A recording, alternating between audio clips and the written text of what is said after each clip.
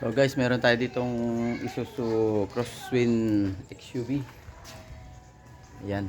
So problema nito, speed gear. Papalitan natin kasi hindi gumagana yung RPM niya. Ay, RPM. Speedometer. Itong isang unit natin ay napalitan na natin to. So ito namang isang pula. So dito ito sa Kalumpit, Bulacan. Tututuro ko na lang sa iyo kung paano magpalit. Kunin ko lang yung flashlight natin. Yan. So ito, pupunta lang kayo sa ilalim. Tayo sa ilalim yan. Tapos hanapin nyo lang yung speed sensor. Sa speed sensor nandun sa loob nya yung speed gear. So yan, tayo sa loob para makita nyo kung nasaan. Ayan.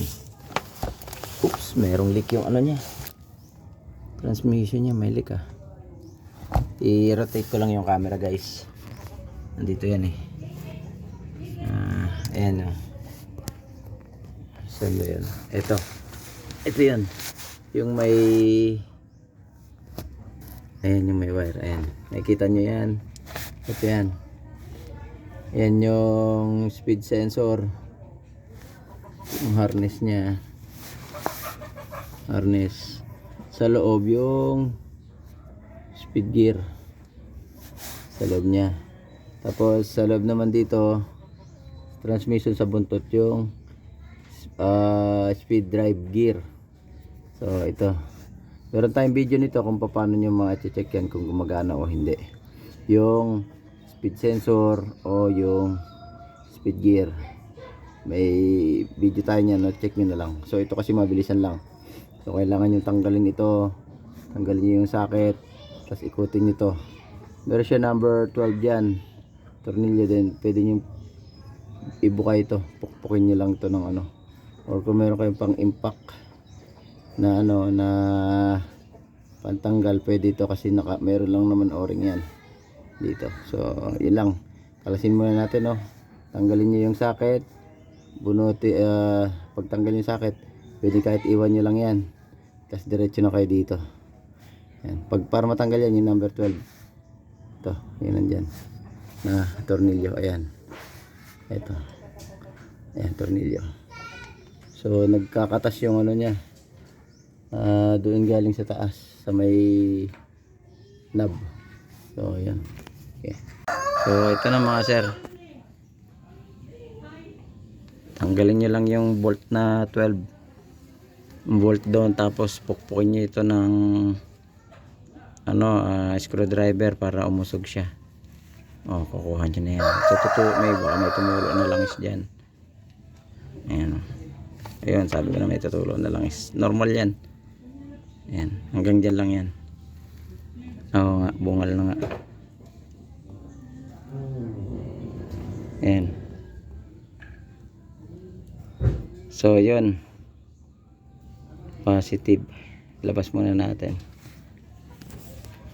So ito na guys yung ano, papalitan natin. Ito yung sa'yo man eh. Ito. Seto, di ba? Ayan. Seto? Ay, kala ko seto pares. Malalim na oh. Ayan. Ito. Ayan oh. Wala. Ito may bibitin. Bitin. Wala kasi. So ayan. Sapatos kasi ako. Ito original pa itong isa na to. So ayan na. Ito mo iba yung sa kanila. Isuksok nyo na lang. Ito meron yung spindle doon sa loob. No? Kasi papasok yan doon eh. Ano? Hindi gumagana. Pasok yan dyan. Ganun nyo lang. Oro boy oh. Una pa lang. Pag ano hindi yan papasok. Yun. Kaya lang mga ano nya. Yan. Ay, mamaya. Tara dito. Tapos check nyo yung ano kasi may butas to eh. Yung butas na yan oh. Kailangan okay yan. Hindi siya barado. Bakit parang tumitigas? Ay okay. Okay naman. So yun, check muna natin to. Saka natin ibalik na natin to. So ito mga sir, balik na natin to. Ayan. Dito sa ano nya. Itutok nyo lang ulit doon sa may, ito yung tornilyohan yan. Dito kasi ako sa kabila kaya hindi nyo gaano makita. Asan ba yan? Shoot nyo lang doon. Yun. Ayun na. Pasok na. Ayun. Ganun lang. Pero parang yan, medyo maluwag. So lagyan natin ng ano, gasket maker, no? Silicone. Hindi ko kasi dala yung pamalit na mga o-ring. Parang maano na yung o-ring na. So ganun lang naman yan. Balik nyo lang ulit na ganyan. Tapos kabit nyo na ito. Lagyan nyo yung tornilyo. Yun lang guys. Mamaya check upin natin. Testing natin kung paano. Makita natin na ano, jakan lang natin yung gulong para makita natin kung andar yung speedometer nya. So ito guys, testing na natin. Maandar na yung makina, no? Nakajack nga pala yan guys, no? Nakaangat yung isang gulong nya, nakaangat. Tapos i-cambio natin. So tanggal nyo sa ano ha, sa tawag dito. Ayan, primera. Ayan, segunda.